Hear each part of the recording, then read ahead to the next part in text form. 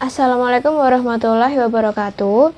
Perkenalkan, nama saya Widya Sari Khairunisa dengan nomor NIM 20.05523014. Di sini saya akan mempresentasikan tentang hasil skripsi saya yang berjudul Pengaruh Pengendalian Internal, Ketaatan Aturan Akuntansi, Moralitas Individu, dan Sistem Informasi Akuntansi terhadap Kecurangan Akuntansi. Selama proses penyelesaian skripsi saya dibimbing oleh dosen pembimbing yang bernama Bapak Arif Himawan Dwi Nugroho, SEAK MMCA CPA. Berikut pemaparan yang dapat saya jelaskan. Untuk yang pertama, saya akan menjelaskan tentang latar belakang atau pendahuluan dari penelitian saya. Di sini saya akan meneliti tentang kecurangan akuntansi, yang mana biasanya dipicu oleh perusahaan yang ingin menampilkan laporan keuangannya terlihat baik. Selain itu, perusahaan juga ingin mengurangi persepsi di mata para calon investornya bahwa usahanya itu beresiko.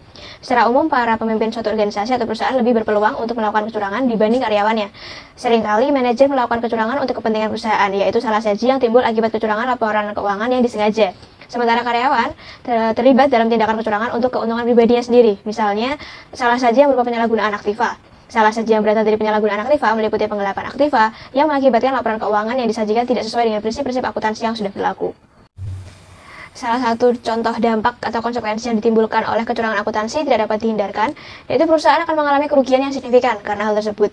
Seperti kasus dalam penggelapan uang pada BPR Nusa Mbak Ampel Salatiga, di mana salah seorang karyawannya bertugas memungut tabungan dan angsuran kredit, serta menggelapkan uang nasabah yang seharusnya disetorkan kepada kas BPR Nusa Mbak Ampel Salatiga itu.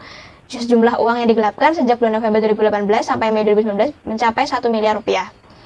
Penipuan ini terjadi karena sistem kontrol internal yang rendah dan kurangnya skandal penipuan akuntansi di Indonesia. Hal ini terbukti dari likuidasi beberapa bank yang diajukan oleh badan usaha pemilik negara atau swasta atau BUMN atau BUMS, sehingga keberadaan kejahatan bank dan manipulasi pajak semakin meningkat. Beberapa permasalahan yang terjadi saat ini membuat penulis tertarik untuk mengangkat tema riset mengenai kecurangan akuntansi pada Bank Perkreditan Rakyat di Kota Semarang. Berdasarkan hal tersebut, untuk mengetahui faktor-faktor yang memberikan pengaruh terhadap kecurangan akuntansi, peneliti atau saya menggunakan variabel pengendalian internal, ketaatan aturan akuntansi, moralitas individu, dan sistem informasi akuntansi. Selanjutnya, saya akan menjelaskan mengenai tinjauan pustaka yang saya gunakan untuk penelitian kali ini. Yang pertama, saya akan menjelaskan tentang apa itu kecurangan. Kecurangan dalam laporan keuangan merupakan salah saji, baik penyajian yang dilebihkan maupun direndahkan dari yang sebenarnya. Sedangkan untuk kecurangan non-laporan keuangan dapat berupa penyampaian yang menyesatkan, seringkali merupakan pemalsuan agar lebih bagus dari kenyataannya. Selanjutnya, untuk pengendalian internal, yaitu suatu proses yang dipengaruhi oleh dewan direksi, manajemen, dan karyawan yang dirancang untuk memberikan jaminan bahwa tujuan organisasi akan dapat dicapai melalui efisiensi dan efektivitas operasi. Penyajian laporan keuangan juga yang dapat dipercaya, ketaatan terhadap undang-undang dan aturan yang berlaku. Selanjutnya, ketaatan terhadap aturan akuntansi adalah kewajiban untuk mematuhi semua aturan akuntansi dalam penyusunan laporan keuangan guna menciptakan transparansi dan akuntabilitas, juga menghasilkan laporan keuangan yang efektif dan akurat. Untuk moralitas individu, merupakan kemampuan yang dimiliki seseorang dalam memahami perbuatan yang baik dan perbuatan yang buruk. Selanjutnya, untuk sistem informasi akuntansi, merupakan suatu sistem pengumpulan, mencatat, menyimpan, dan mengolah data untuk menghasilkan informasi bagi pengambilan keputusan. Di sini saya menggunakan variabel kontrol, yaitu kompensasi atau kesesuaian kompensasi, yang merupakan suatu hal yang mempengaruhi perilaku karyawan. Seseorang cenderung akan berperilaku tidak etis dan curang untuk memaksimalkan keuntungannya sendiri. Karyawan diharap telah mendapatkan kepuasan atas hasil atau kompensasi yang telah diperolehnya, dan tidak melakukan perilaku tidak etis serta tidak melakukan tindakan kecurangan untuk memaksimalkan keuntungan pribadinya. Untuk selanjutnya, saya akan menjelaskan tentang metode penelitian dalam penelitian skripsi saya ini. Populasi dalam penelitian ini yaitu semua level pegawai manajemen dari top sampai low level dari PT BPR di Semarang. Sampel yang digunakan dalam penelitian ini sebanyak 70 responden yang bekerja pada PT BPR di Kota Semarang. Penelitian ini menggunakan teknik confidence sampling. Dalam penelitian ini digunakan 6 variabel. Variabel terikat yang digunakan yakni kecurangan akuntansi. Variabel bebas yang digunakan meliputi pengendalian internal, ketaatan aturan akuntansi, sistem moralitas individu, dan informasi akuntansi. Sedangkan untuk variabel kontrolnya yang digunakan yaitu variabel kesesuaian kompensasi. Pengukuran variabel dalam penelitian ini dilakukan dengan menggunakan skala Likert. Metode analisis data yang digunakan yaitu regresi linear berganda untuk mengetahui ketergantungan variabel terikat dengan variabel-variabel bebasnya. Selain itu, penelitian ini juga disertai dengan uji validitas, reliabilitas, uji asumsi klasik, uji koefisien determinasi, uji signifikan F, dan uji parsial atau uji T dengan bantuan aplikasi SPSS.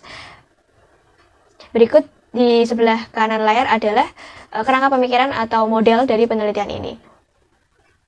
di mana variabel X yang terdiri dari pengendalian internal, ketaatan aturan akuntansi, moralitas individu, dan sistem informasi akuntansi. Serta ada variabel kontrol, yaitu variabel kesesuaian kompensasi, dan variabel dependen atau Y-nya kecurangan akuntansi.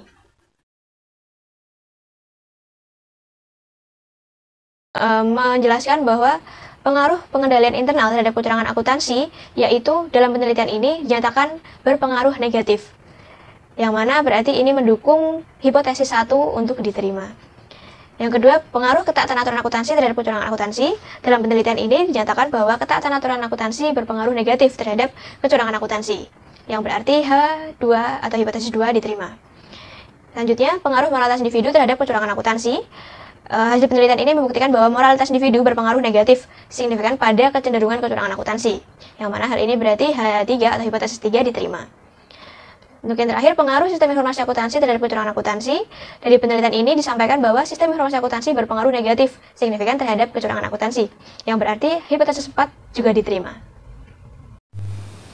Untuk kesimpulan dari penelitian ini, yaitu pengendalian internal, ketaatan aturan akuntansi, moralitas individu, dan sistem informasi akuntansi berpengaruh signifikan negatif terhadap terjadinya kecurangan akuntansi pada PT BPR di Kota Semarang. Sekian pemaparan tentang penelitian skripsi yang telah saya lakukan. Semoga bermanfaat, kurang dan lebihnya saya mohon maaf. Wabillahi taufiq wal hidayah. Wassalamualaikum warahmatullahi wabarakatuh.